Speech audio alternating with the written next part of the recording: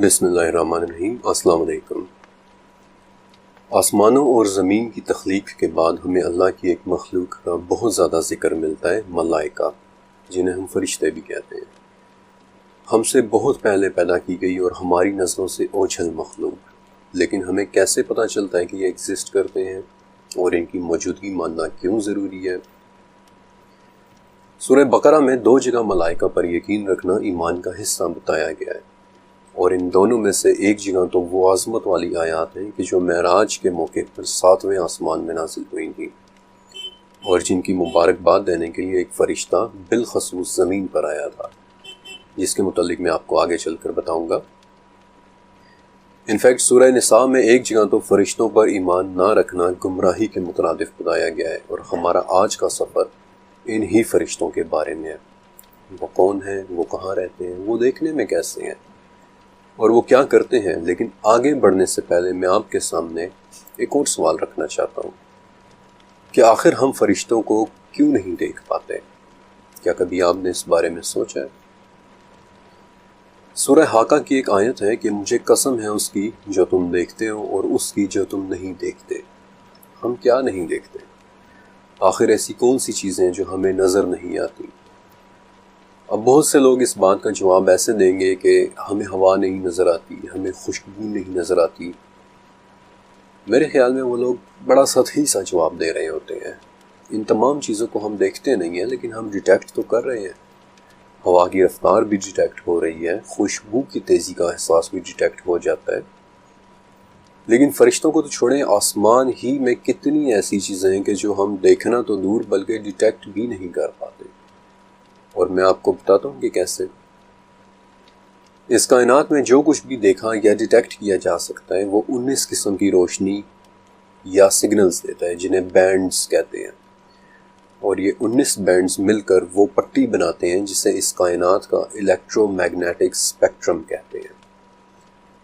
اب ٹیکنیکل زبان میں تو یہ اسپیکٹرم مختلف قسم کی فریکوینسیز، ویو لینتھس اور فوٹون انرجیز کا مجموعہ ہوتا ہے، لیکن سادہ الفاظ میں کوئی بھی وہ چیز جو اس انرجی یا اس مادے کی بنی ہو جسے ہم جانتے ہیں، وہ اس اسپیکٹرم پر کہیں نہ کہیں موجود ہونا چاہیے۔ مثلا موبائل فون سے نکلی ہوئی شعاعیں کہ جو نظر تو نہیں آتی لیکن وہ ریڈیو ویوز کے بینڈ پر موجود ہیں۔ ایسے ہی مائکرو ویو یا الٹرا وائلٹ شعاعیں کہ جو نظر تو نہیں آتی لیکن ہم ان کی حدت محسوس کر لیتے ہیں، وہ بھی اسی بینڈ پر موجود ہیں۔ البتہ اس پٹی پر الٹرا وائلٹ اور انفراریڈ کے درمیان ایک چھوٹا سا حصہ پایا جاتا ہے۔ انفیکٹ یہ حصہ اتنا چھوٹا ہے کہ اس پوری پٹی کا صرف 0.0035% حصہ ہے، اور اس چھوٹے سے حصے کا نام ہے ویزیبل اسپیکٹرم، اور صرف یہی وہ حصہ ہے جو ہمیں نظر آتا ہے، وہ حصہ کہ جو 7 رنگوں سے بنی ہوئی روشنی کا بینڈ ہے اور جسے ہماری آنکھیں دیکھ پاتی ہیں۔ آپ اس کا مطلب جانتے ہیں؟ اس کا مطلب یہ ہے کہ اگر اس کائنات میں موجود 2 لاکھ مختلف چیزیں ہمارے سامنے رکھی جائیں تو ہم ان 2 لاکھ میں سے صرف 7 چیزوں کو ہی دیکھ سکیں گے۔ یعنی سادہ الفاظ میں 99.9965% کائنات ہماری نگاہوں سے ہی پوشیدہ ہے، چھپی ہوئی ہے، ڈھکی ہوئی ہے۔ اور اگر کسی چیز کی تخلیق اس الیکٹرو میگنیٹک اسپیکٹرم کی پٹی سے باہر کی ہے، کسی اور مادے کی ہے جو اس پٹی پر موجود نہیں ہے، تو پھر دیکھنا تو درکنار ہم اسے ڈیٹیکٹ بھی نہیں کر پائیں گے۔ لہٰذا ایک بات تو بہت شروع میں ہی طے ہو جاتی ہے کہ ہمارے آج کے اس سفر میں بھی سائنس ہماری کوئی زیادہ مدد نہیں کر پائے گی۔ نتیجتاً اس چیپٹر میں بھی ہمارا مین سورس قرآن اور حدیث ہی ہوگا۔ فرشتوں کی تخلیق سے متعلق حضرت عائشہ رضی اللہ تعالیٰ عنہا سے مروی ایک حدیث ہے کہ اللہ تعالیٰ نے فرشتوں کو نور سے پیدا کیا ہے، جنات کو آگ کے شعلے سے، اور آدم کو اس مادے سے کہ جسے تمہارے لیے بیان کر دیا گیا ہے۔ اب فرشتوں کی تخلیق نور سے کی گئی ہے، نور جسے ہم اردو میں ایک ٹھنڈی روشنی کہہ دیتے ہیں، لیکن در حقیقت یہ کون سی روشنی ہے، یہ بات کوئی نہیں جانتا۔ البتہ اتنا تو طے ہے کہ یہ 7 رنگوں والی یعنی ویزیبل اسپیکٹرم والی روشنی تو بالکل نہیں ہے، اور میرے خیال میں اس حدیث کے آخری حصے سے یہ بات بھی واضح ہو جاتی ہے کہ ہمارے علاوہ ان دونوں مخلوقات کی تخلیق کسی ایسے مادے سے ہے جس کی تفصیل کو ہمارے لیے بیان نہیں کیا گیا ہے۔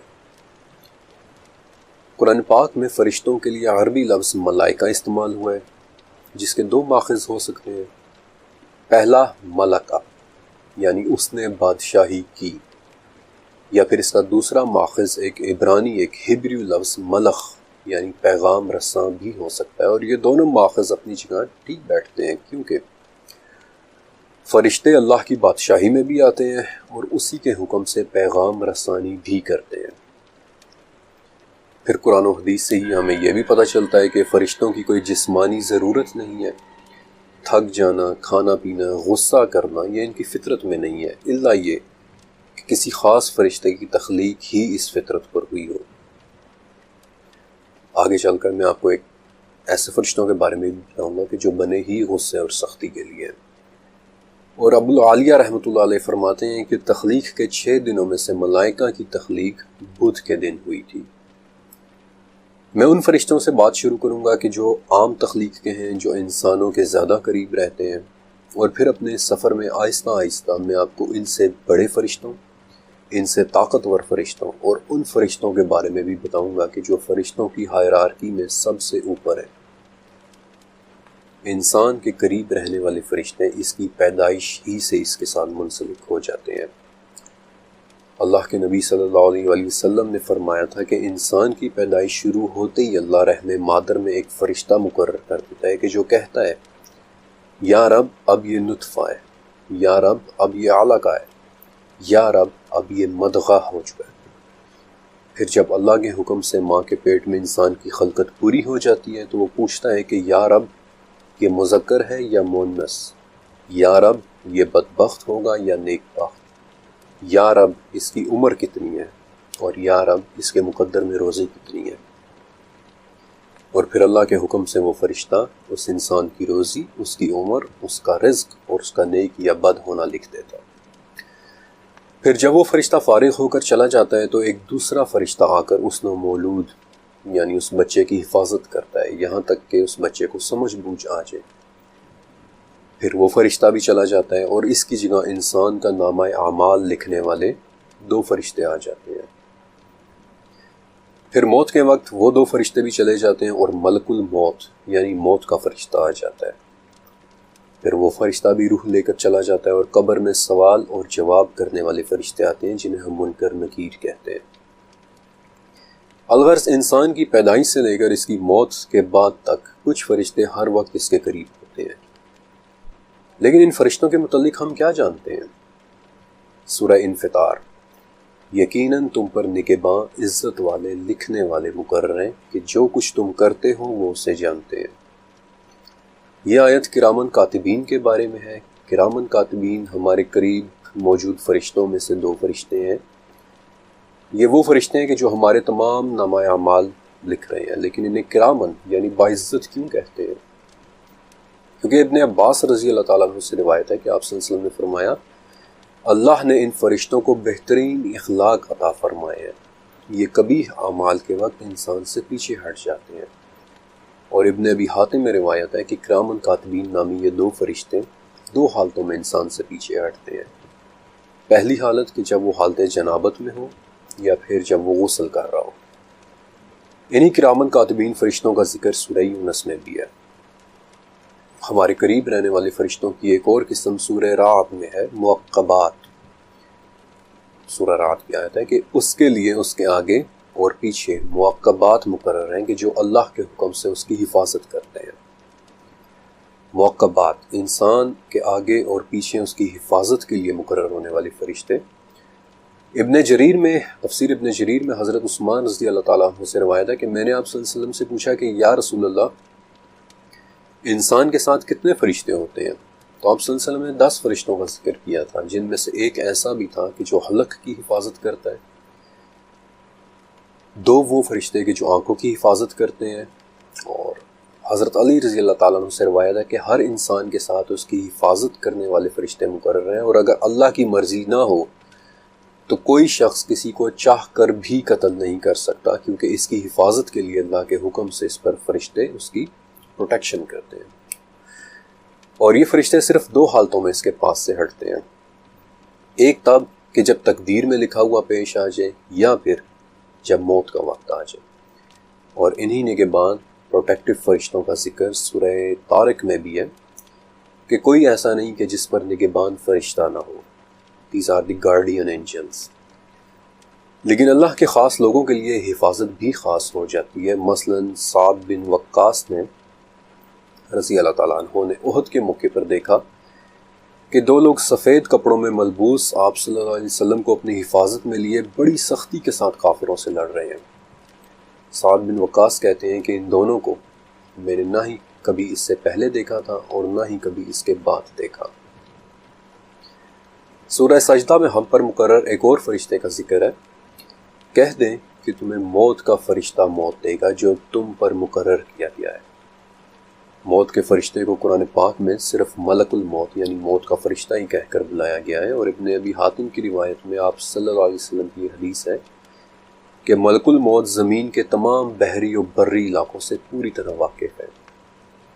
وہ اس میں رہنے والوں کے بارے میں روزانہ 5 مرتبہ تحقیق کرتے ہیں کہ ان میں سے کس کی موت کا وقت آ چکا ہے، لیکن اللہ کے حکم کے بغیر وہ چاہ کر بھی کسی کی روح کو قبض نہیں کر سکتے. اسلامک لٹریچر میں موت کے فرشتے کو عموماً حضرت اسرائیل علیہ السلام کے حوالے سے منسوب کیا جاتا ہے. اور آپ کی دلچسپی کے لیے بتا دیتا ہوں کہ اسلام سے سکھ مذہب میں اڈاپٹ کی جانے والی چیزوں میں یہ نام بھی شامل ہے.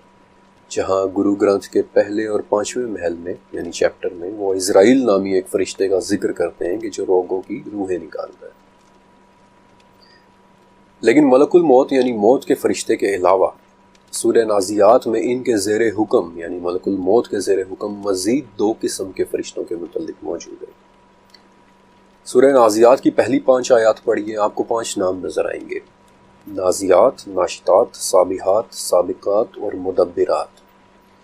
ان میں سے نازیات وہ فرشتے ہیں کہ جو موت کے وقت جسم میں ڈوب کر سختی سے جان نکالتے ہیں، اور ناشطات وہ فرشتے ہیں کہ جو بہت نرمی اور آہستگی سے انسان کی جان نکالتے ہیں. پھر موت کے بعد قبر کے فرشتوں کا تفصیلی ذکر احادیث کی کتابوں میں ملتا ہے. مثلا نبی کریم صلی اللہ علیہ وسلم نے فرمایا کہ جب تم میں سے کسی کو دفنایا جاتا ہے تو اس کے پاس کالے رنگ اور نیلی آنکھوں والے 2 فرشتے آتے ہیں، جن میں سے ایک کو منکر اور دوسرے کو نکیر کہتے ہیں.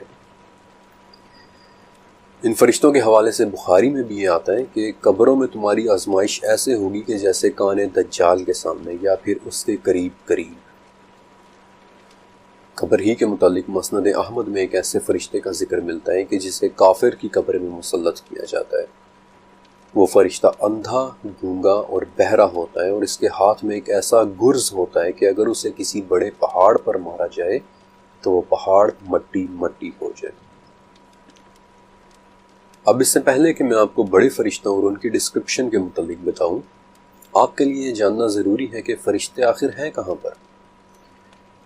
ابن ماجہ کی حدیث کے مطابق آپ صلی اللہ علیہ وسلم نے فرمایا کہ میں نے آسمان میں جو دیکھا ہے وہ تم نہیں دیکھ سکتے، اور میں نے وہاں جو سنا ہے وہ تم نہیں سن سکتے.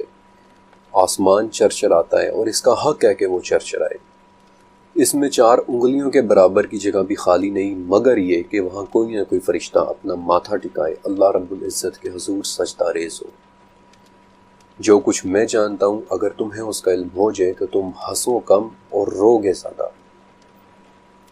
انفیکٹ یہی وہ حدیث شریف ہے جسے سننے کے بعد ابو ذر غفاری رضی اللہ تعالیٰ عنہ نے خوف سے کہا تھا کہ کاش میں ایک درخت ہوتا کہ جسے کاٹ دیا جاتا.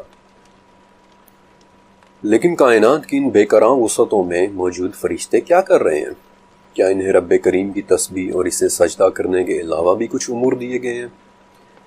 تو اس کا جواب سورہ نحل میں ہے کہ فرشتے اپنے رب سے ڈرتے ہیں جو ان سے اوپر ہے، اور وہ کرتے ہیں جس کا انہیں حکم دیا جائے. آپ کو اس فرشتے کے متعلق یاد ہے کہ جو ماں کے پیٹ میں ہماری حفاظت کرتا تھا، یا پھر وہ فرشتہ جو ہمارے ہوش سنبھالنے تک ہماری پروٹیکشن کرتا رہا؟ اللہ کریم نے اس مخلوق کے ذمہ مختلف کام لگائے ہیں جو وہ صبح سے شام تک کرتے ہیں، یہاں تک کہ بادلوں کے گرجنے اور ہواؤں کے چلنے پر بھی. جب نبی کریم صلی اللہ علیہ وسلم کی دعوت پر طائف والوں نے ان کے ساتھ بدسلوکی کی تھی تو آپ صلی اللہ علیہ وسلم کے پاس وہ فرشتہ آیا جسے اللہ نے پہاڑوں کے امور پر فائز کیا تھا. اس فرشتے نے سلام کیا اور کہا کہ اے نبی، اگر آپ چاہیں تو میں ان لوگوں کے دونوں اطراف کے سنگلاخ پہاڑوں کو لا کر ان پر گرا دوں. ایسے ہی ابن ابی حاتم میں روایت ہے کہ نبی کریم صلی اللہ علیہ وسلم سے پہاڑوں پر معمور فرشتے نے عرض کی تھی کہ یا رسول اللہ، ہمارے پاس اللہ کا حکم اترتا ہے کہ کس جگہ کس قدر بارش برسانی ہے۔ پھر انبیاء کو کئی باتوں کی خبریں دینے کے لیے بھی فرشتوں کو بھیجا گیا۔ جب آپ صلی اللہ علیہ وسلم پر جادو ہوا تھا اور آپ کسی چیز کے متعلق خیال کرتے کہ آپ نے وہ کام کر لیا ہے، حالانکہ آپ صلی اللہ علیہ وسلم نے وہ کام نہیں کیا ہوتا تھا، تو آپ صلی اللہ علیہ وسلم نے حضرت عائشہ رضی اللہ عنہ سے کہا کہ عائشہ، جو بات میں اللہ سے پوچھ رہا تھا اس نے مجھے اس کا جواب دے دیا۔ میرے پاس 2 فرشتے آئے، ان میں سے ایک میرے سر کی طرف کھڑا ہوا اور دوسرا میرے پاؤں کی طرف، اور ان میں سے ایک نے دوسرے سے پوچھا کہ ان صاحب کی کیا بیماری ہے؟ دوسرے نے بتایا کہ ان پر جادو ہوا ہے۔ پہلے نے پوچھا کہ یہ جادو کس نے کیا ہے؟ دوسرے نے جواب دیا کہ بنی رزیق کے لبید بن عاصم نے کیا ہے۔ پھر پوچھا کہ کس چیز میں جادو کیا گیا ہے؟ جواب دیا کہ کنگھے اور سر کے بال میں، کہ جو کھجور کے خوشے میں رکھے ہوئے ہیں۔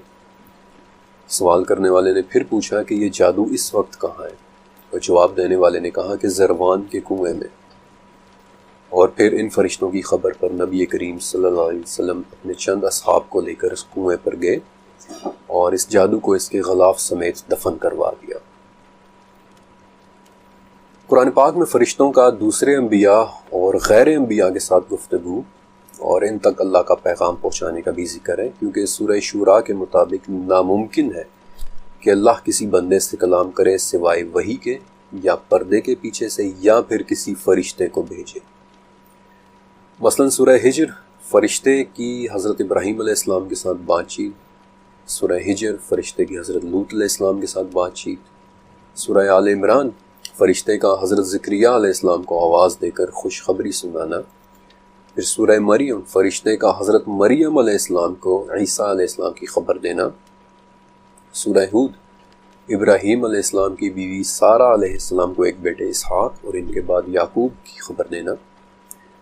قرآن پاک میں مریم علیہ السلام اور سارہ علیہ السلام کی بھی فرشتوں کے ساتھ گفتگو کا ذکر ہے کہ جو نبی نہیں تھی، لیکن غیر نبی انسانوں کے ساتھ گفتگو کے وقت فرشتے ہمیشہ انسانی شکل میں ہوتے ہیں، اور یہ بات سورہ مریم میں منشن ہے کہ فرشتہ آدمی بن کر ظاہر ہوا، اور اس کی وجہ میں آپ کو آگے چل کر بتاؤں گا۔ بلکہ بخاری کی ایک حدیث کے مطابق آپ صلی اللہ علیہ وسلم نے فرمایا کہ بنی اسرائیل میں کچھ لوگ ایسے بھی ہوئے ہیں کہ وہ نبی نہیں تھے، لیکن پھر بھی فرشتے ان کے ساتھ باتیں کیا کرتے تھے۔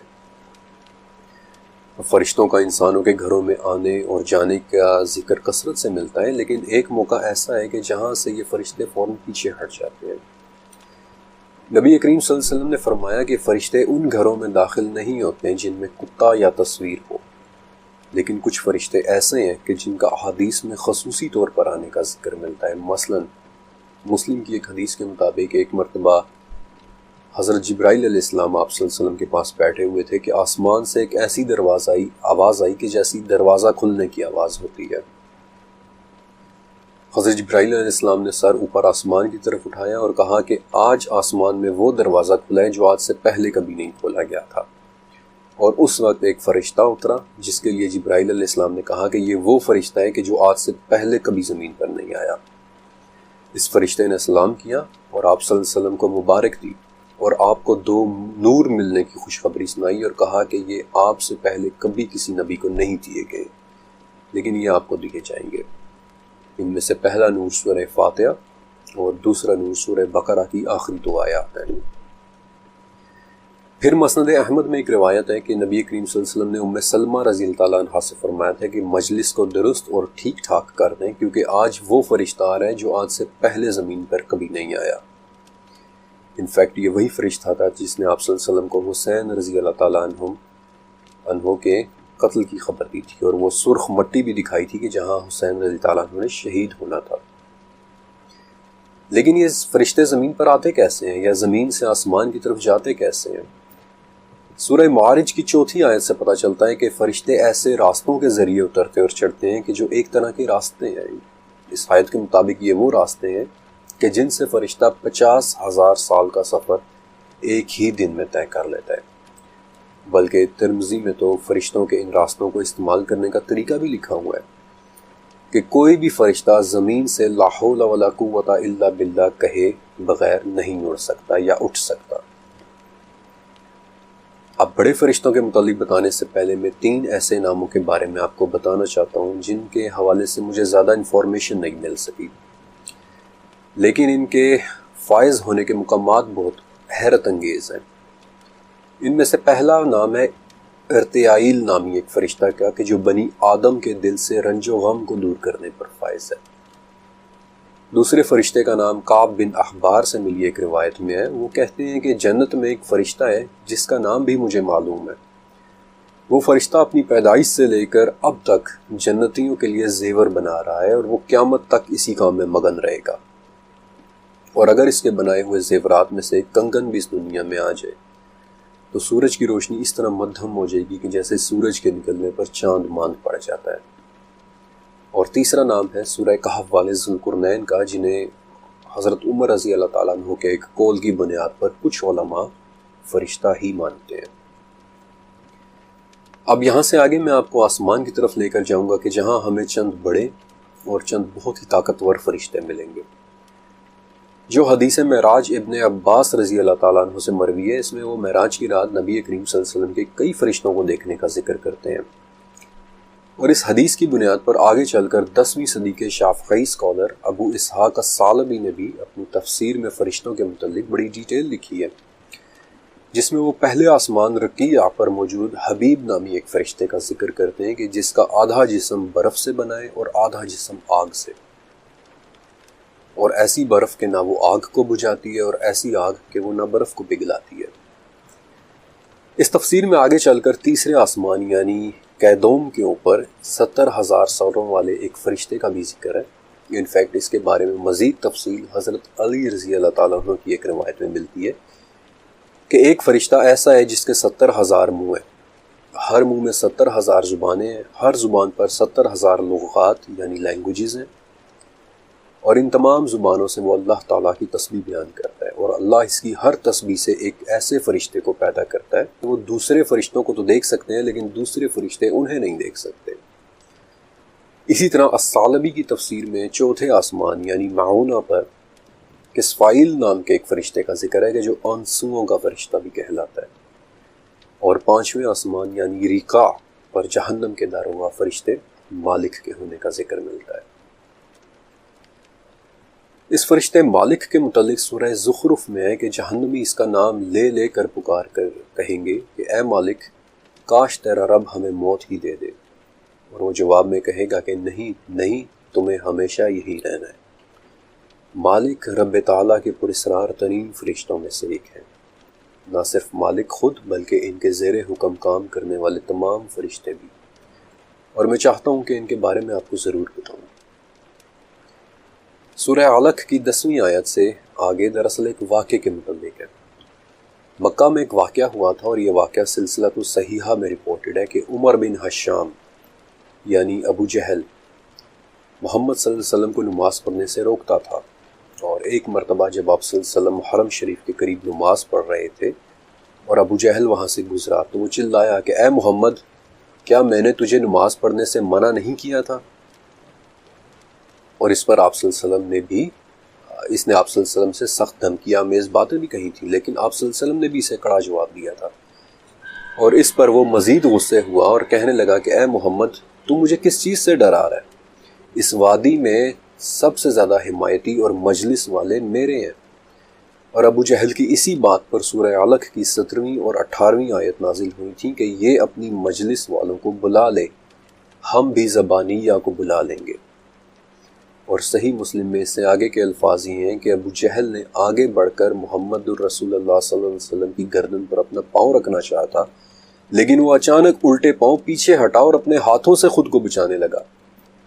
اور جب اس سے پوچھا گیا کہ کیا ہوا تھا تو اس نے بتایا کہ میرے اور محمد کے درمیان آگ کا ایک گڑھا، دہشت ناک منظر اور بہت سارے پر حائل ہو گئے تھے، اور نبی کریم صلی اللہ علیہ وسلم نے فرمایا کہ اگر وہ میرے قریب آتا تو فرشتے اس کی بوٹی بوٹی نوچ لیتے۔ زبانیہ بذات خود ایک بہت ہی پراسرار ٹرم ہے۔ آنکھ کے گڑھے میں بے تحاشا دہشت ناک پر ان کے متعلق ایک اشارہ بیسکلی سورہ مدثر میں بھی ہے کہ اس پر 19 ہے۔ سعودی عرب کی وزارت مذہبی امور نے زبانیہ کے متعلق اپنی ایک انٹرپریٹیشن یوں کی ہے کہ زبانیہ فرشتوں کے ایک گروہ کا نام ہے جس میں ان کے 19 بڑے فرشتے آتے ہیں، اور یہ کہاں معمور ہیں؟ سورہ مدثر ہی کی 26ویں اور 27ویں آیت میں ان کے ہونے کی جگہ کا بھی ذکر ہے کہ سقر۔ اور یہ سقر کیا ہے؟ اس کا جواب سورہ مدثر میں آنے والے ایک واقعے کے آخر میں ہے۔ یہ واقعہ دراصل 11ویں آیت سے شروع ہو رہا ہے کہ سورہ مدثر مجھے اور اس کو چھوڑ دے جسے میں نے اکیلا پیدا کیا ہے۔ بعض علماء کے نزدیک یہ ولید بن مغیرہ کی طرف اشارہ ہے، اور اس سے آگے کی آیات میں آتا ہے کہ ہم نے اسے بڑی کشادگی دی۔ اس نے غور کر کے ایک تجویز سوچی، اسے ہلاکت ہو کہ اس نے کیسی تجویز سوچی۔ اس نے دیکھا، اس نے تیوری چڑھائی اور اس نے منہ بنایا، پھر پیچھے ہٹ گیا اور غرور کیا اور کہنے لگا کہ یہ تو صرف ایک جادو ہے جسے کہیں سے نقل کیا گیا ہے۔ ان قریب میں سے سقر میں ڈالوں گا، اور تجھے کیا خبر کہ سقر کیا ہے؟ نہ وہ کسی کو زندہ رہنے دیتی ہے اور نہ ہی وہ کسی کو مرنے دیتی ہے۔ مجھے یہ تو نہیں پتا کہ یہ سب پڑھتے ہوئے آپ کے ذہن میں کیا منظر ہوتا ہے، یہ سب سنتے ہوئے آپ کیا فیل کرتے ہیں، لیکن بعض اوقات ایسی آیات کے بارے میں بولتے ہوئے لکھتے ہوئے جو کیفیت مجھ پر طاری ہوتی ہے اس کے لیے شاید میرے پاس سے ایک خاموشی کے علاوہ اور کوئی لفظ نہیں ہوتا۔ ان قوی اور ہیبت ناک فرشتوں کے بعد میں آپ کو ایک بہت خوبصورت جگہ کے بارے میں بتانا چاہتا ہوں کہ جس کی اللہ پاک نے سورہ طور میں قسم بھی اٹھائی ہے۔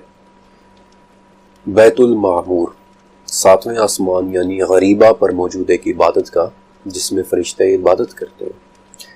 بیت المعمور کے معنی ہی آباد اور ایک بھرے ہوئے گھر کے ہے۔ مشکات المصابی کی حدیث کے مطابق یہ عبادت گھر فرشتوں سے اس طرح بھرا ہوا رہتا ہے کہ روزانہ 70,000 فرشتے اس میں عبادت کے لیے آتے ہیں، اور پھر دوبارہ قیامت تک ان کی باری نہیں آتی۔ یہی وہ بیت المعمور ہے جس کی دیوار کے ساتھ نبی کریم صلی اللہ علیہ وسلم نے معراج کی رات حضرت ابراہیم علیہ السلام کو ٹیک لگائے بیٹھے دیکھا تھا۔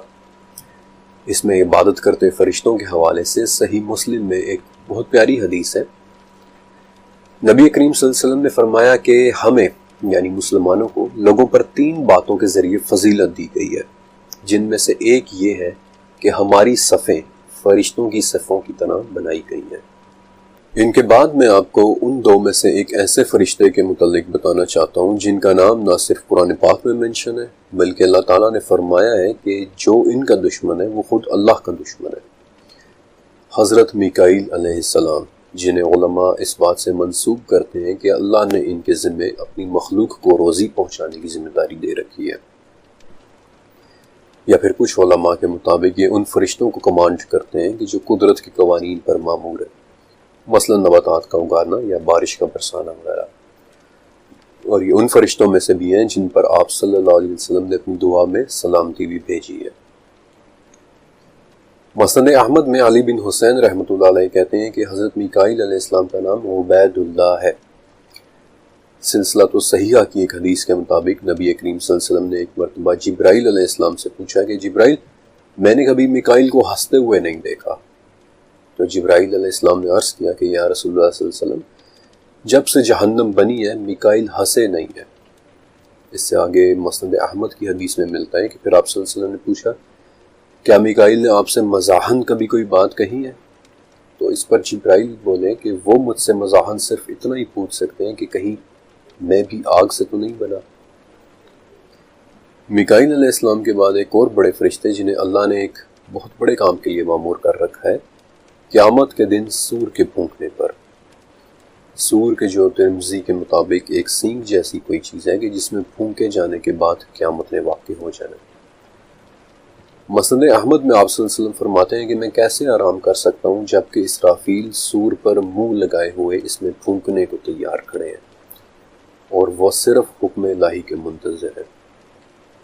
ابو ہریرہ رضی اللہ عنہ سے روایت ہے کہ آپ صلی اللہ علیہ وسلم نے فرمایا جب سے اسرافیل کو سور پھونکنے کی ذمہ داری دی گئی ہے وہ تیار حالت میں عرش کی طرف نظریں جمائے کھڑے دیکھ رہے ہیں، اس ڈر سے کہ کہیں انہیں آنکھ کے جھپکنے سے پہلے ہی حکم نہ دے دیا جائے، اور ان کی آنکھیں ایسی ہیں کہ جیسے چمکدار ستارے۔ اسرافیل علیہ السلام کے بعد وہ فرشتہ کہ جن کے نام سے تقریباً سبھی مسلمان واقف ہیں، حضرت جبرائیل علیہ السلام، جن کا 4 مرتبہ قرآن پاک میں نام سے ذکر ہے، 2 مرتبہ سورہ بقرہ میں، سورہ نحل اور سورہ تحریم میں، اور 2 جگہ انہیں ایک زبردست قوت والا اور ایک امانت دار فرشتہ کہا گیا ہے، یعنی کہ سورہ نجم اور سورہ شعراء میں۔ جبرائیل علیہ السلام وہ فرشتے ہیں کہ جنہوں نے کئی انبیاء کے ساتھ کمیونیکیٹ کیا ہے، اور ان کے سپورٹ بڑی ہی طاقت اور قوت والے کام ہیں، مثلا وحی کا لانا یا قوموں پر شدت والا عذاب لانا۔ علی بن حسین رحمۃ اللہ علیہ کہتے ہیں کہ ان کا نام عبداللہ ہے۔ یہی وہ فرشتے ہیں کہ جو پہلی وحی یعنی اقرا بسم ربک الذی خلق لے کر نازل ہوئے تھے، اور یہی وہ فرشتے ہیں کہ جو آپ صلی اللہ علیہ وسلم کو اپنے ساتھ معراج کی رات 7ویں آسمان پر اور سدرۃ المنتہا تک لے کر گئے تھے۔ جبرائیل علیہ السلام آپ صلی اللہ علیہ وسلم کی خدمت میں کبھی دحیہ بن خلیفہ کلبی کی شکل میں آتے ہیں، اور کبھی ایک ایسے شخص کی صورت میں کہ جس کے کپڑے نہایت سفید اور بال انتہائی کالے ہوتے ہیں۔ جبرائیل علیہ السلام وہ فرشتے ہیں کہ جنہیں آپ صلی اللہ علیہ وسلم نے 2 مرتبہ ان کی اصل حالت میں دیکھا ہے، ایک مرتبہ مکہ میں اور ایک مرتبہ معراج کی رات سدرۃ المنتہا کے پاس۔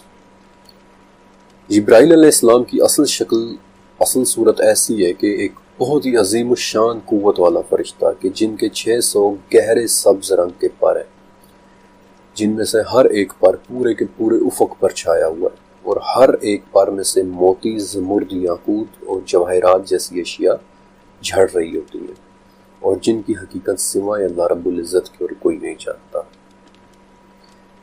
اس فرشتے کو مکہ میں دیکھنے والے واقعے کے بارے میں نبی محمد صلی اللہ علیہ وسلم فرماتے ہیں کہ میں غار ہیرا میں اعتکاف کے بعد وادی میں اترا اور چلا جا رہا تھا کہ میں نے آواز سنی۔ میں نے آگے پیچھے دائیں بائیں دیکھا لیکن کوئی نظر نہیں آیا۔ مجھے پھر وہ آواز سنائی دی اور میں نے پھر دیکھا، اور جب تیسری مرتبہ آواز سنائی دی تو میں نے سر اوپر اٹھا کے دیکھا تو اسی فرشتے کو زمین اور آسمان کے درمیان ایک کرسی پر بیٹھے ہوئے پایا کہ جو میرے پاس غار ہیرا میں آیا تھا۔ میں اس سے ڈر گیا، یہاں تک کہ میں زمین پر گر پڑا اور گھر آنے پر کمبل اوڑھنے کی خواہش ظاہر کر دی۔ اور اس موقع پر پھر سورہ مدثر کی وہ آیات نازل ہوئی تھی کہ اے کپڑا اوڑھنے والے اٹھ اور آگاہ کر دے۔ اور دوسری مرتبہ جبرائیل علیہ السلام کو ان کی اصل شکل میں دیکھنے والے واقعے کے بارے میں آپ کو اس چیپٹر کے آخر میں بتاؤں گا، لیکن جبرائیل اور ایک اور فرشتے کے متعلق مسند احمد میں ایک واقعہ درج ہے کہ ایک مرتبہ آپ صلی اللہ علیہ وسلم کی خدمت میں کچھ یہودی آئے اور کہا کہ ہم آپ سے 5 سوالات کریں گے، اور اگر آپ ہمیں ان کے جوابات دے دیں تو ہم پہچان لیں گے، ہم آپ کو ریکوگنائز کر لیں گے کہ آپ ہی نبی ہیں، اور پھر ہم آپ کی اتباع بھی کریں گے۔ بلکہ نبی کریم صلی اللہ علیہ وسلم نے اس پر ان سے عہد بھی لیا تھا۔ ان یہودیوں کا چوتھا سوال یہ تھا کہ یہ رعد کون ہے؟ آپ صلی اللہ علیہ وسلم نے فرمایا کہ رعد اللہ کے فرشتوں میں سے ایک فرشتہ ہے جس کے ذمہ بادل ہے، اور اس کے ہاتھ میں آگ کا ایک کوڑا ہے کہ جس کے ساتھ وہ ان بادلوں کو چلاتا چلا جاتا ہے اس جگہ پر جہاں اللہ نے انہیں چلانے کا حکم دیا ہوتا ہے۔ یہودیوں نے کہا کہ یہ آواز کیا ہے کہ جو اس کی سنی جاتی ہے؟ آپ صلی اللہ علیہ وسلم نے فرمایا کہ یہ اس کے کوڑے کی آواز ہے۔ انہوں نے کہا کہ آپ صلی اللہ علیہ وسلم نے سچ کہا، اور پھر انہوں نے اپنا 5واں سوال کیا کہ ہر نبی کے لیے ایک فرشتہ مقرر ہوتا ہے کہ جو اس کے پاس وحی لے کر آتا ہے، آپ کا ساتھی فرشتہ کون ہے؟ اس پر آپ صلی اللہ علیہ وسلم نے جواب دیا کہ میرا ساتھی فرشتہ جبرائیل ہے۔ اور جب یہودیوں نے جبرائیل علیہ السلام کا نام سنا تو وہ اٹھ کھڑے ہوئے اور کہنے لگے کہ جبرائیل، یہ فرشتہ تو جنگ، لڑائی اور عذاب لے کر آتا ہے، یہ تو ہمارا دشمن فرشتہ ہے۔ ہاں اگر آپ میکائیل کہتے کہ جو رحمت، نباتات اور بارش لے کر آتا ہے تو ہم آپ کی بات مان لیتے۔ اور پھر اسی پر سورہ بقرہ کی وہ آیت نازل ہوئی تھی کہ جو شخص جبرائیل کا دشمن ہو، جس نے آپ کے دل پر اللہ کا پیغام اتارا ہے، تو اللہ بھی اس کا دشمن ہے۔ اب یہاں سے اس چیپٹر کا وہ حصہ شروع ہوتا ہے کہ جس کے اندر میں فرشتوں کی شکل و صورت کے بارے میں بات کروں گا۔ اب زیادہ تر انسان جب فرشتوں کے متعلق سوچتے ہیں تو وہ یہی تصور کرتے ہیں کہ ایک بہت ہی خوبصورت اور معصوم سی صورت، اور شاید اسی وجہ سے جب عزیز مصر کی بیوی کی محفل میں آنے والی عورتوں نے یوسف علیہ السلام کو دیکھا اور اپنی انگلیاں کاٹ لیں تو سورہ یوسف کے مطابق ان کی زبان سے یہ نکلا کہ حاشا اللہ، یہ انسان نہیں بلکہ کوئی بہت ہی بزرگ فرشتہ ہے۔ لیکن تمام فرشتے ایسے نہیں ہیں۔ اگر آپ کو منکر نکیر کا چہرہ یاد ہے کہ سیاہ رنگت اور نیلی آنکھیں، یا پھر زبانی یا آگ کے گڑے میں بہت سارے پر، یا پھر پہلے آسمان رقیہ پر موجود وہ فرشتہ کہ جس کا آدھا جسم برف کا ہے اور آدھا جسم آگ کا بنا ہوا ہے، یا پھر تیسرے آسمان قیدوم پر موجود 70,000 سروں والا وہ فرشتہ کہ جس کے 70,000 منہ ہیں اور ہر منہ میں 70,000 زبانیں ہیں۔ ذرا ان مناظر کو اپنے تصور میں لائیں۔ میرا نہیں خیال کہ 70,000 سر امیجن کر کے آپ کا دل دہلے بغیر رہ نہیں سکے گا۔ قرآن پاک میں ایک جگہ فرشتوں کی ایک ڈسکرپشن بتائی گئی ہے کہ ان کے پر ہوتے ہیں۔ سورہ فاطر کی پہلی آیت میں 2 3 اور 4 پروں والے فرشتوں کا ذکر ہے، اور یہ بھی کہ اللہ اپنی مخلوق میں جو چاہتا ہے زیادہ کرتا ہے۔ ابن عمر رضی اللہ تعالیٰ عنہ فرماتے ہیں کہ نبی کریم صلی اللہ علیہ وسلم کے زمانے میں میں غیر شادی شدہ نوجوان تھا اور مسجد نبی میں سویا کرتا تھا، اور میں دیکھتا کہ جو شخص بھی کوئی خواب دیکھتا وہ آپ صلی اللہ علیہ وسلم سے اس کا تذکرہ کرتا۔ تو ایک دن میں نے سوچا کہ اے اللہ، اگر تیرے نزدیک مجھ میں کوئی خیر ہے تو مجھے بھی کوئی خواب دکھا تاکہ میں بھی باقی لوگوں کی طرح آپ صلی اللہ علیہ وسلم سے اس کی تعبیر پوچھ سکوں۔ ابن عمر کہتے ہیں کہ پھر میں سویا اور میں نے 2 فرشتے دیکھے جو میرے پاس آئے اور وہ مجھے لے کر چلے، اور پھر ان کے ساتھ ایک تیسرا فرشتہ بھی آ گیا اور اس نے مجھ سے کہا ڈرو نہیں، تم نیک آدمی ہو۔ اور پھر یہ حدیث آگے چلتی ہے۔ لیکن کیا وجہ کہ فرشتے نے انہیں نہ ڈرنے کا کہہ کر تسلی دی، بلکہ بائبل میں اکثر مقامات پر جہاں فرشتے کی بات چیت کا تذکرہ آتا ہے وہ مقام ہمیشہ ڈرو نہیں سے شروع ہوتا ہے، فیئر ناٹ۔ 7ویں صدی کے اسکالر محمد بن مسلم برق نامی ایک فرشتے کے بارے میں بتاتے ہیں کہ جس کے 4 منہ ہیں، ایک منہ انسان جیسا، ایک منہ بیل جیسا، ایک منہ شیر جیسا اور ایک منہ گدھ جیسا، اور جب وہ دم ہلاتا ہے تو بجلی کڑکتی ہے۔ اب ذرا ان 4 جانوروں کے سروں والے فرشتے کو امیجن کریں کہ اگر وہ آپ کے سامنے آ جائے تو آئی ڈونٹ تھنک کہ آپ اسے آسانی سے برداشت کر پائیں گے۔ انجیل میں 4 قسم کے فرشتوں کی بڑی ڈیٹیل ڈسکرپشن، تفصیلی ڈسکرپشن ملتی ہے۔ پہلی قسم ہے چرابمز۔ یہ وہ فرشتے ہیں کہ جو انجیل کے مطابق ایک ہائیبرڈ قسم کی شبیہ رکھتے ہیں۔ مثلا بائبل میں ان کے 4 پر بتائے گئے ہیں، جن میں سے 2 پر ان کے جسم کو چھپاتے ہیں اور 2 پر ان کی اڑان کے لیے استعمال ہوتے ہیں۔ دوسری قسم ہے ملاکمز، کہ جو ہیبریو لفظ ملخ سے نکلا ہے، یعنی کہ پیغام لانے والے، اور بائبل کے مطابق دیکھنے میں یہ انسانوں کے سب سے زیادہ مماثلت رکھنے والے فرشتے ہیں، یعنی کہ انسان کی صورت میں آنا جانا وغیرہ۔ تیسری قسم ہے سیرافیمز، اور ان کا ذکر بک آف ایزایا میں ہے، جس کے مطابق ان کے 6 پر ہوتے ہیں، جن میں سے 2 پر تو اڑنے کے لیے استعمال ہوتے ہیں، 2 پر اپنے سر کو چھپانے کے لیے، اور 2 پر اپنے پیروں کو چھپانے کے لیے۔ اور اگر کبھی آپ ترکی گئے ہو یا آپ نے ہایا صوفیہ وزٹ کیا ہو تو ہایا صوفیہ کی چھت پر بنی ہوئی تصویر دراصل سیرافیمز ہی کی ہے۔ اور بائبل کے مطابق چوتھی قسم اوفانمز ہے، یہ جو شاید سب سے زیادہ عجیب شکل کے فرشتے ہیں، آسمان میں اڑتے ہوئے سونے کے پہیوں جیسے فرشتے جن کے باہر کئی آنکھیں بنی ہوئی ہوتی ہیں۔ مشکات اور مسند احمد میں ایک حدیث ہے جس کی صحت میں تھوڑا شک ہے، البتہ اس میں 8 ایسے فرشتوں کا ذکر ہے کہ جو پہاڑی بکروں کی شکل میں ہے، اور جن کے کھروں اور گھٹنوں کے درمیان اتنی لمبائی ہے کہ جتنی ایک آسمان سے دوسرے آسمان کے درمیان تک کا فاصلہ۔ لیکن اس سے پہلے کہ یہ چیپٹر ختم ہو، میں آپ کو فرشتوں کی 2 ایسی اقسام کے بارے میں بتانا چاہتا ہوں جو ایک بہت ہی پراسرار آرڈر یا درجے سے تعلق رکھتے ہیں، اور ان کا ذکر سورہ غافر میں ہے۔ عرش کے اٹھانے والے اور جو ان کے آس پاس ہیں اپنے رب کی حمد کے ساتھ تسبیح بیان کرتے ہیں اور اس پر ایمان رکھتے ہیں۔ عرش کے اٹھانے والے 8 فرشتے جن کے بارے میں جابر رضی اللہ تعالیٰ عنہ کہتے ہیں کہ مجھے اجازت دی گئی ہے کہ اللہ کے عرش کو اٹھانے والے فرشتوں میں سے ایک فرشتے کے بارے میں بتاؤں کہ اس کے کان سے لے کر اس کے کندھے تک کا فاصلہ 700 سال کا ہے۔ ابن عباس رضی اللہ تعالیٰ عنہ سے مروی ایک حدیث کا مفہوم ہے کہ جب ہمارا رب کسی کام کا فیصلہ کرتا ہے تو عرش کے اٹھانے والے فرشتے اس کی تسبیح بیان کرتے ہیں، پھر ان کے قریب والے فرشتے بھی اس کی تسبیح بیان کرتے ہیں، اور ایسے ایک ایک کر کے وہ تسبیح نچلے آسمانوں تک آتی ہے، یہاں تک کہ دنیا کے آسمان تک پہنچ جاتی ہے۔ پھر عرش کے قریب والے فرشتے ان عرش اٹھانے والوں سے پوچھتے ہیں کہ ہمارے رب نے کیا فرمایا ہے، سو وہ ان کو خبر دیتے ہیں، اور پھر اوپر کے آسمان والے نچلے آسمان والوں کو خبر دیتے ہیں، اور ایسے ایک ایک کر کے آسمان سے خبر نیچے تک آتی ہے، یہاں تک کہ وہ خبر دنیا کے آسمان تک پہنچ جاتی ہے۔ اور یہ وہ جگہ ہے جہاں سے پھر جنات اس خبر کو چوری کرنے کی کوشش کرتے ہیں، اور اللہ کا یہ فیصلہ کرنا ان فرشتوں کو ایسے سنائی دیتا ہے کہ جیسے کسی صاف چکنے پتھر پر زنجیر چلانے سے آواز پیدا ہوتی ہے، اور ان فرشتوں کے دلوں پر گھبراہٹ طاری ہو جاتی ہے، اور اس سے وہ اپنے پر پھڑپڑانے لگتے ہیں۔ اور عرش کو اٹھانے والوں کے آس پاس یہ کون سے فرشتے ہیں؟ ان کا ذکر مجھے قرآن پاک میں 4 مختلف مقامات پر ملا، جہاں انہیں مقربون کا نام دیا گیا ہے، یعنی قریب رہنے والے مقرب فرشتے۔ سورہ مطففین، سورہ نساء، سورہ غافر اور سورہ حامیم سجدہ، بلکہ سورہ حامیم سجدہ کے مطابق مقربون عرش اٹھانے والوں سے مختلف آرڈر یا درجے کے فرشتے ہیں کہ جو ہر وقت سبحان اللہ کی تسبیح بیان کرتے ہیں۔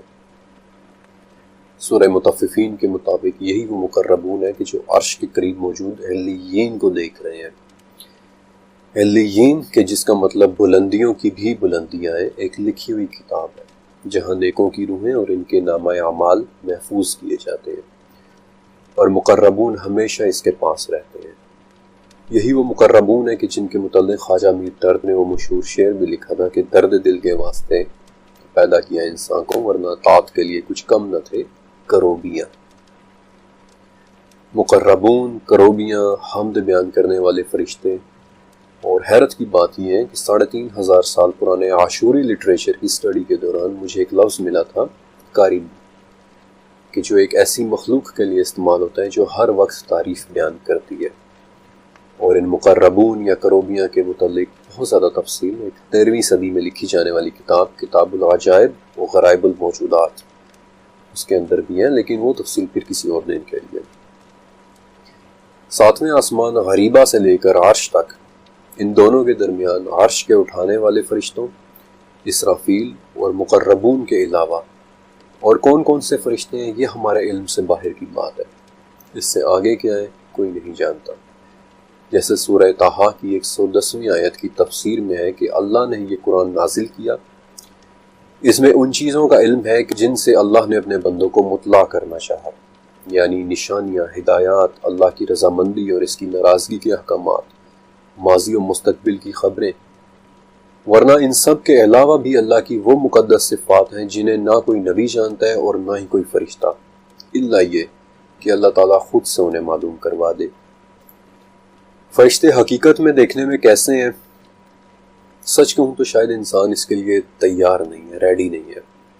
انسان کا دماغ شاید اسے قبول نہ کر پائے، اسے سمجھ نہ پائے، وہ خوفزدہ ہو جائے، گھبرا جائے۔ فرشتے رب ذوالجلال کی طاقتور ترین مخلوقات میں سے ایک ہیں جنہیں سائنس کبھی سمجھ ہی نہیں سکتی، اور اسی لیے فرشتوں پر مبنی اس پورے چیپٹر میں سائنس کے ریفرنسز مجھے بے بس نظر آئے۔ لیکن جاتے جاتے میں آپ کو ایک سائنٹیفک نقطۂ نظر ضرور دینا چاہتا ہوں کہ 1964 میں بیورکان کانفرنس کے دوران ایک رشین سائنٹسٹ نکولائی کرداشیو نے ایک بڑا دلچسپ پیمانہ پیش کیا تھا، ایک تھیوری پیش کی تھی، انسان کی اہلیت اور اگر کائنات کے اندر انسان کے مقابلے میں کوئی اور مخلوق موجود ہے تو اس کی اہلیت کا پیمانہ، اسے کرداشیو اسکیل کہتے ہیں۔ اس پیمانے کے مطابق اگر کائنات میں انسان کے علاوہ بھی کوئی مخلوق موجود ہے تو کامن سینس کی بات ہے کہ یا تو وہ انسان سے کم ایڈوانسڈ ہوگی، یعنی بالکل بیسک قسم کی زندگی، یا پھر انسان سے زیادہ ایڈوانسڈ ہوگی۔ اور اگر وہ مخلوق انسان سے زیادہ ایڈوانسڈ ہوئی تو نکولائی کرداشیو کے حساب سے وہ 3 اقسام کی ہو سکتی ہے۔ پہلی قسم کہ وہ اپنے سیارے کی ساری انرجی کا استعمال کرنا جانتی ہوگی، اگر ایسا ہے تو وہ ٹائپ 1 مخلوق ہوگی، اور اس حساب سے دیکھا جائے تو انسان پورا ٹائپ 1 مخلوق بھی نہیں ہے، کیونکہ ابھی تک ہم اپنی زمین کی پوری انرجی استعمال کرنے سے صدیوں دور ہیں۔ دوسری قسم کہ وہ اپنے سیارے کے علاوہ اپنے سورج کی انرجی کا بھی استعمال کرنا جانتی ہوگی، اور اسے نکولائی نے ٹائپ 2 مخلوق کا نام دیا تھا۔ اور تیسری قسم وہ ہوگی کہ جو نہ صرف اپنی زمین بلکہ اپنے سورج بلکہ اپنی پوری کہکشاں کی انرجی کو استعمال کرنا اور اسے کنٹرول کرنا جانتی ہوگی، اور وہ ٹائپ 3 مخلوق ہوگی۔ اور اس مخلوق کے استعمال میں اپنی کہکشاں کے تمام بلیک ہولز، وائٹ ہولز اور ورم ہولز بھی ہوں گے، اور ہمارے یعنی انسان کے ساتھ ان کی ٹیکنالوجی کی مثال ایسی ہوگی کہ جب ہم یعنی انسان کسی دور دراز کے سیارے پر کوئی سگنل بھیجنا چاہیں تو ہمیں اس کام میں کئی ہفتے لگ جاتے ہیں، لیکن اگر یہی کام ٹائپ 3 کی مخلوق کرے تو وہ صرف اور صرف اسے 3 سیکنڈز میں کر لے گی۔ اب چونکہ نکولائی کرداشیو کے نزدیک اس سے زیادہ ایڈوانسڈ مخلوق ممکن نہیں تھی، اس لیے اس نے ٹائپ 3 سے اوپر اپنی تھیوری پیش بھی نہیں کی، لیکن آج اس پیمانے میں مزید 2 اضافے ہو چکے ہیں۔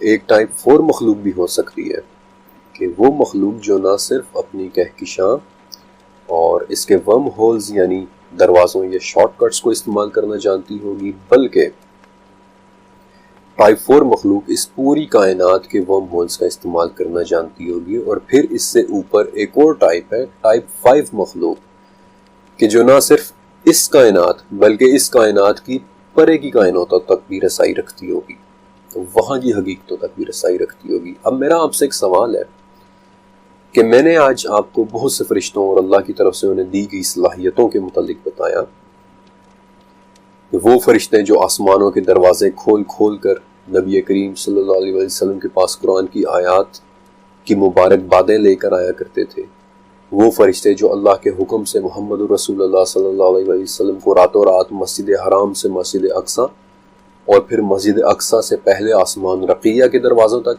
اور وہاں سے پھر دوسرے آسمان آسفلون تک، وہاں سے پھر تیسرے آسمان کیلوم تک، حالانکہ یہ تمام آسمان ایک دوسرے کے مقابلے میں صحراؤں کے اندر پڑی ہوئی انگوٹھیوں کی طرح ہیں، یہاں تک کہ 7ویں آسمان غریبہ کے دروازوں پر دروازے کھلواتے لے کر چلے گئے۔ کیا آپ اللہ کی اس بے پناہ طاقتور مخلوق کو کسی کرداشیو سکیل یا پھر کسی ہماری معمولی سی سمجھ کے مطابق بنائے گئے کسی الیکٹرو میگنیٹک اسپیکٹرم پر ڈھونڈنے کی کوشش کر سکتے ہیں؟ ان مائی پرسنل اوپینین کہ یہ بات سوچتے ہوئے بھی شرمندگی ہو جائے۔ ہمارا دماغ فرشتوں کو دیکھنا کیلکولیٹ کر ہی نہیں پائے گا، بلکہ فرشتے تو بہت دور کی بات ہے۔ میں آپ کو ایک ریئل لائف ایگزامپل دیتا ہوں۔ اینتھروپولوجی یعنی انسان کی اسٹڈی کا ایک کانسیپٹ ہے فرسٹ کانٹیکٹ، یعنی کیا ہوگا جب 2 مختلف جاندار اس طرح سے ملے کہ انہیں پہلے سے ایک دوسرے کی موجودگی کا پتہ نہ ہو۔ اب میں آپ کو ایک صرف چھوٹی سی مثال دوں گا، ایک ریئل لائف ایگزامپل، کہ 1930 میں پاپوا نیو گینی کے لوگوں نے جب پہلی مرتبہ ایک سفید فام مسافر مچ لیے کو دیکھا تھا تو وہ اتنا گھبرا گئے تھے کہ سب سے پہلے وہ اس کے جسم کو رگڑ رگڑ کر اس کی جلد کی سفیدی اتارنے لگ گئے تھے۔ وہ لوگ یہ سمجھے تھے کہ یہ گورا شاید کسی بیماری سے گورا ہوا ہے یا اس کے جسم پر سفید مٹی لگی ہوئی ہے۔ وہ لوگ ایک گورا دیکھ کر گھبرا گئے تھے۔ انسان بڑا ہی کمزور دل ہے، یہ فرشتوں جیسی قوت والی اور رعبدار مخلوق کو دیکھنا برداشت ہی نہیں کر پائے گا۔ اب اس چیپٹر میں نے آپ سے وعدہ کیا تھا کہ آخر میں آپ کو نبی کریم صلی اللہ علیہ وسلم کے حضرت جبرائیل علیہ السلام کو دوسری مرتبہ ان کی اصل شکل دیکھنے کے بارے میں بتاؤں گا۔ سورہ نجم 5 سے 18 نمبر کی آیات میں ان آیات اور معراج کی مختلف احادیث کا خلاصہ آپ کے سامنے رکھ رہا ہوں کہ نبی کریم صلی اللہ علیہ وسلم نے معراج کی رات اللہ تعالیٰ کے بنائے ہوئے کچھ عظیم الشان مشاہدات کیے تھے۔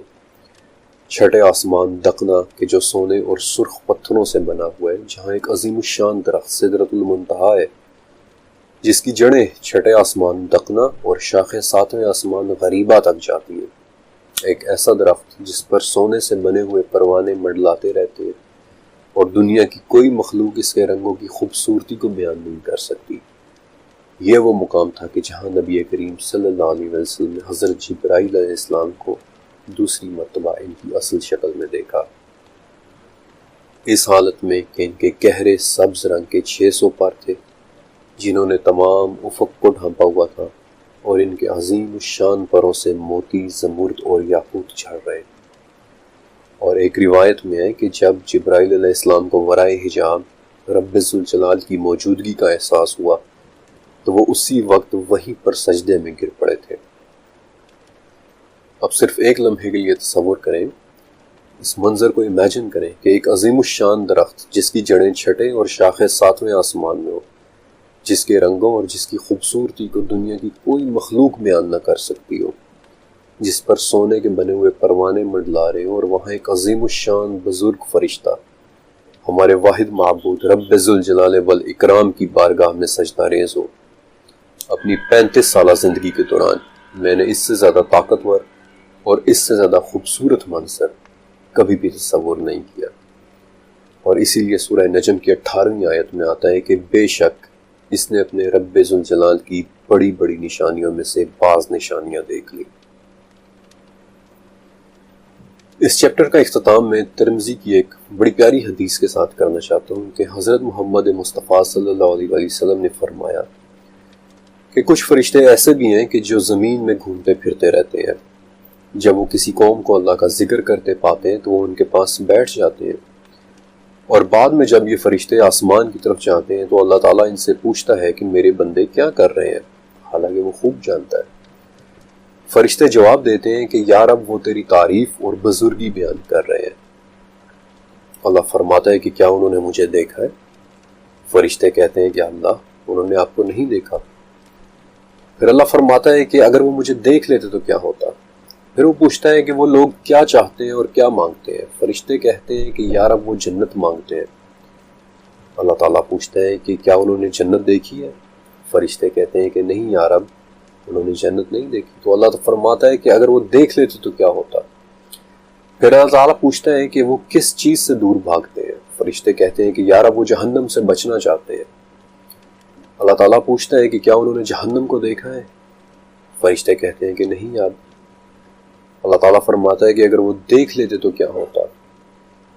اور پھر اللہ تعالیٰ ان فرشتوں سے فرماتا ہے کہ میں تمہیں گواہ بنا کر کہتا ہوں کہ میں نے ان سب لوگوں کی مغفرت کر دی ہے۔